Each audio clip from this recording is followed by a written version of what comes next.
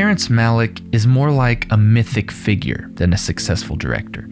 Information about him comes almost exclusively by secondhand reports. He doesn't do interviews or press, so anecdotes from those who have worked with him are really all the internet has to offer. Researching Malick is like trying to locate a holy man in some jungle or an urban legend at the top of a mountain.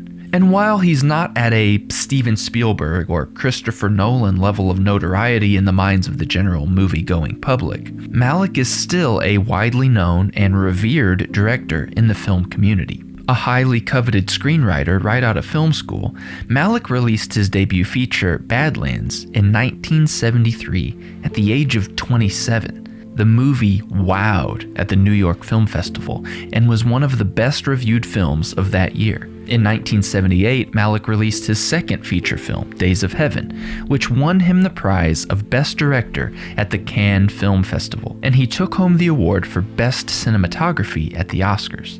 He was primed to become the American director of the 20th century, but then, unexpectedly, he disappeared. For almost 20 years, he was in a self-imposed creative exile after the difficult production of Days of Heaven. That is, until one day, in 1997, he returned to the big screen with the heavily acclaimed The Thin Red Line. He is an enigma, a director of immense talent and prestige who has a sparse creative output. But for me, Malick's scarce filmography and his reclusive nature aren't what interest me the most.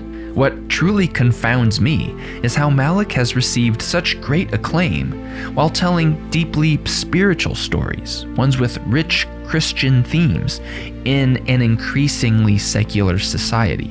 Which makes me wonder, why have Malick's Christian-themed films resonated with audiences and critics, while mainline Christian movies haven't? Well, perhaps it's because Christian movies suck. I know, I'm the why it's great guy, all about positivity. But come on, even the people in my life who enjoy them will at least admit that they aren't very well made. They don't have the large Hollywood budget, they might say, or they don't star A-list actors.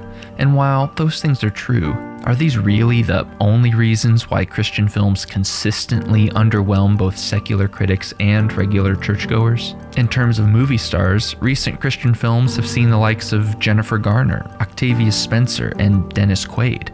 Granted, these aren't the hottest names currently, but it does show that Christian movies aren't completely divorced from Hollywood talent. And these movies don't have $100 million budgets, but they do make money. A lot of it. 2015's War Room made $74 million on a $3 million budget. I can only imagine it grossed $86 million on a $7 million budget. What if the consistently poor filmmaking quality is actually a result of the approach these producers and filmmakers take when making Christian content? Christian filmmakers know they can get away with having a dull story as long as they have a good Christian message. Christianity, at least in America, is more than just a belief system or a way of living your life. It has become a cultural and an increasingly political identity. And churchgoers absolutely flock to this Christian content because it reaffirms that cultural and political identity as well as their shared values. Whether it be directly referencing the Pilgrim's Progress or having his characters pray directly to God, Malick doesn't hide his theology or philosophy behind ambiguous images or mere allusions. The Tree of Life regularly reflects on verses from the Book of Job, which is fitting for a movie that follows the life of a Texas boy caught between the mercy of his mother and the judgment of his father, unfolding before the cosmic backdrop of a world full of both grace and wrath. Malick's visuals and compositions often evoke Christian iconography. His heavy use of voiceover reflects and mimics one's internal prayers. These create an atmosphere of, well, worship, with the characters and the camera both directing their words and attention outward toward God, or at the very least, the universe. I love the way David Rourke puts it. In his essay for RogerEbert.com, he says, "I believe Malick's films are evangelical.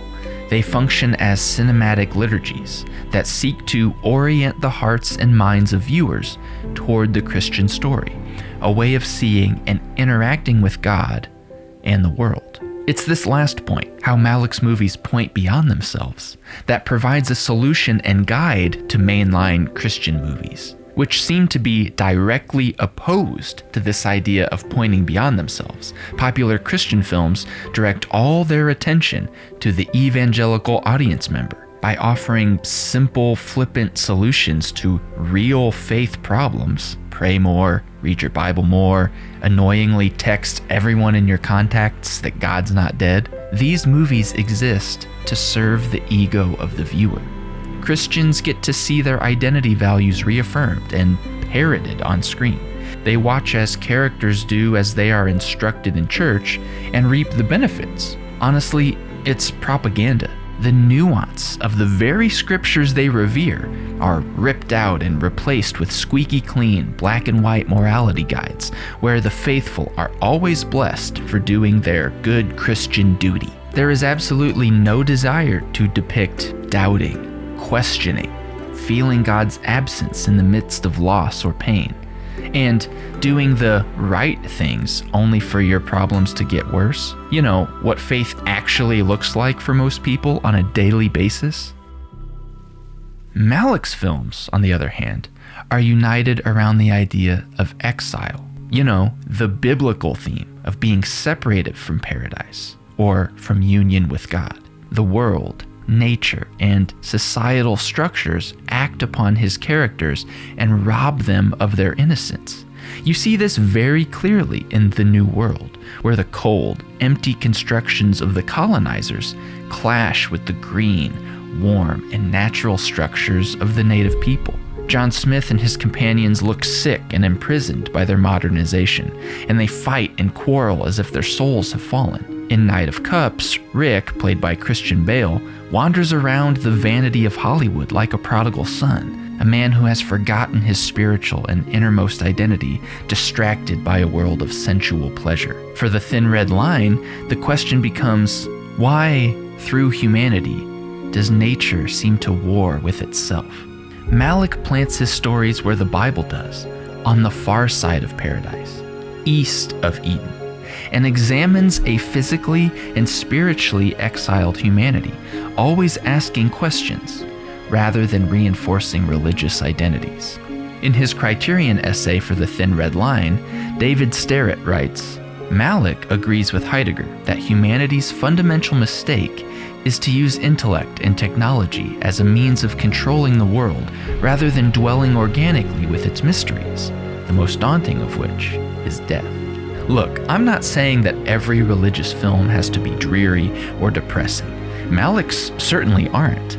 But his films find grace and comfort by going through the tough questions and pain, through the moments of doubt and contradiction, and not by ignoring them or exploring them superficially.